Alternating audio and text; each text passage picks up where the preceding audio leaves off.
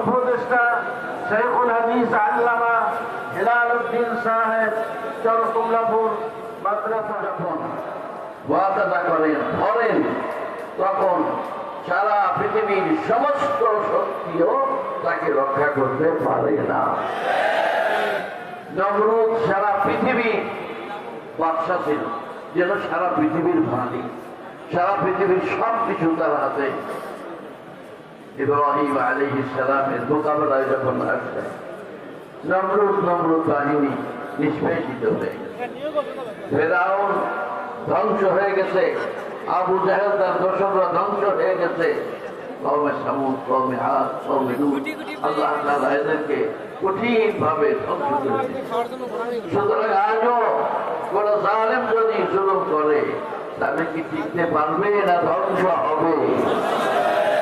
ঠিক সেই কথাই বলছিল ওবায়দুল কাদের কাকু বলছিল শেখ হাসিনা পালায় না। কাকু বলছিল শেখ হাসিনা পালায় না। কোথায় তোমার শেখ হাসিনা? আর তুমি বা কোথায়? তোমাদের নেতারা কোথায়? পৃথিবীর যত জালিম আছে, অত্যাচারী আছে, মনে রেখো তোমাদের একদিন শেষ হতেই হবে, ধ্বংস হতেই হবে। বিজয় হবে, বিজয় হবে যারা এদেশে শান্তি কামনা করে, শান্তি চায়। বাংলাদেশ 16 বছর পর 5ই আগস্ট 2024 নতুন স্বাধীনতা অর্জন করেছে।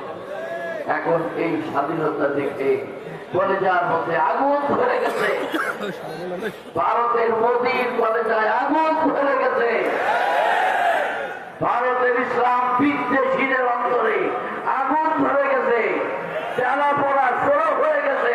সেই সাথে আমাদের দেশে গাপটি মারা ইসলামের দুশ্মনেরা, ওদেরও অন্তরে জ্বালা পোড়া শুরু হয়ে গেছে। ঠিক এই জ্বালা পোড়া শুরু হওয়ার মধ্যে জ্বালা তো জ্বালা, তারপরে আবার এক নতুন জ্বালা, সেটা হলো ইসকনের নেতাকে অ্যারেস্ট করা হয়েছে। এখন জ্বালায় জ্বালা, জ্বালার উপরে লবণ জ্বালা সহ্য হইতেছে না। বিভিন্ন রকম এই দেশের মধ্যে দেশকে অস্থিতিশীল করে গড়ে তোলার জন্য, দেশের মধ্যে অশান্তি সৃষ্টি করার জন্য, দেশের মধ্যে হিন্দু মুসলমান দাঙ্গা লাগায় করার জন্য তারা বহু রকমের চেষ্টা করতেছে। পূর্বেও দেখা গেছে যে আওয়ামী লীগের লোকেরা হিন্দুদের মন্দিরে আক্রমণ করে তারপরে ইসলামী দলের উপরে এর পুরস্কার পায়। ওরা তো এমনই খারাপ, নিজেরা নিজেদের লোককে হত্যা করে তারপরে ইসলামের পক্ষের লোকদের উপরে পুরস্কার পায়। এখন এই সমস্ত শয়তানি এই দেশে আর চলবে না। এই দেশের মুসলিম জনতা ঐক্যবদ্ধ হয়েছে, সকলে এখন সকলের একটা ইচ্ছা যে আমরা ধানের শীষ দেখেছি, আমরা নৌকা দেখেছি, আমরা লাঙ্গল দেখেছি, আমরা আরো কত কিছু দেখেছি। এইবার আমরা আল্লাহর কোরআনের আইন দেখতে চাই, এইবার আমরা ইসলামী খেলাফত দেখতে চাই। ভাই, এখন কথা হলো যে এইটা সামনে নিয়ে বসে থাকলে হবে না, আমাদের খেলাফত মজলিসের কর্মীদের মানুষের দ্বারে দ্বারে ঘরে ঘরে যাইতে হবে এবং তাদের কাছে ইসলামের দাওয়াত, খেলাফতের দাওয়াত পৌঁছিয়ে দিয়ে সবাইকে ঐক্যবদ্ধ করতে হবে, যাতে এই দেশের সংসদে ইসলামী হুকুমত প্রতিষ্ঠিত হয়। আসসালামু আলাইকুম ওয়া রাহমাতুল্লাহি ওয়া বারাকাতুহু। আবার রামদাস চাপাতি দিয়া মন্দির থেকে মিছিল করে এই স্পটটা কে দিয়েছে তোদেরকে?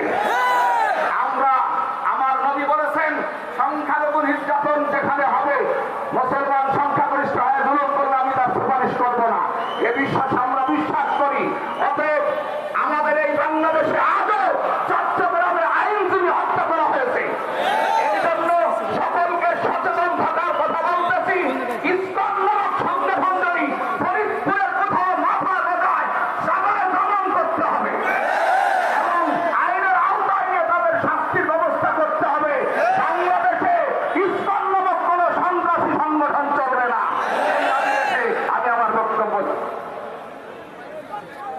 তাদের কথা আমি আমার পক্ষ থেকে ঘোষণা করছি। আলহামদুলিল্লাহ। সম্মানিত, আপনারা জানেন ভারতের মধ্যে মসজিদ ভাঙ্গে মুসলমানদের হত্যা করে বিনিময়ে বাংলার জমিনে একটা মন্দিরও আমরা আঘাত করি না, বরং প্রতিটি মন্দিরকে আমরা পাহারা দিয়েছি, কথা ঠিক কিনা? সম্মানিত উপস্থিতি, আমরা সকলেই জানি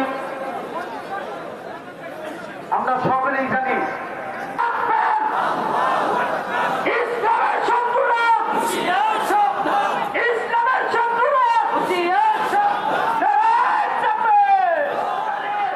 প্রধানকে প্রশ্রয় দিয়েছে। আজকে বাংলাদেশে যে ষড়যন্ত্র হচ্ছে তার পিছনে ভারত রয়েছে। আমরা বাংলাদেশের হিন্দুদের মন্দির পাহারা দেই, আপনারা আমাদের মসজিদে হামলা করে স্কুলে রাজনীতি দেশে চলতে পারে না। ধর্মীয় উপাসনালয় স্কুলের বন্ধ করতে